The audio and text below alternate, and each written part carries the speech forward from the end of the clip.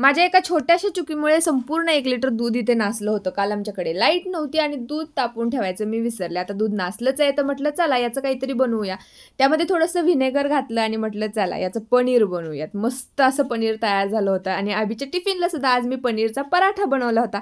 आता आबीला पराठा खायला थोडा आवडायला लागलाय आणि हे आमचं ड्रामेबाज बाळ. 1 लिटर दुधाचं भरपूर पनीर तयार झालं होतं. त्यामुळे उपवासासाठी सुद्धा मला त्याचं काहीतरी बनवायचं होतं. पनीरचे मी मोठे पीसेस तयार केले. त्यामध्ये बारीक चिरलेली हिरवी मिरची, लाल तिखट, मीठ आणि दही घातलं.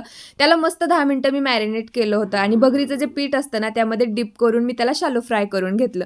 एवढं मस्त हे काहीतरी झालं होतं. खूप टेस्टी होतं. आता दुपारी म्हटलं झोपावं, पण हे आमचे महाशय आम्हाला झोपून थोडी देतील आणि जेव्हा मी इथून उठून गेले ना तेव्हा हा ढाराढूर झाला होता. संध्याकाळी आम्हाला जायचं होतं दांडिया खेळण्यासाठी. आजचा कलर होता मोरपंखी. आता ही मोरपंखी आहे की नाही माहिती नाही, पण साडी मी थोडीशी घागऱ्या टाईप घातली होती. पेटीकोट थोडासा मॅचिंग नाहीये पण ठीक आहे. केसांची घातली सागर वेणी जी मी सारखीच घालते आणि सिंपल असा मेकअप केला होता. फक्त आयलायनर, लिपस्टिक आणि आता लावणार आहे मस्कारा. तर इनसाइड कॉस्मेटिकचा हा मस्कारा आहे. हे प्रोडक्ट तुम्हाला हवे असतील तर मी टॅग केले आहे.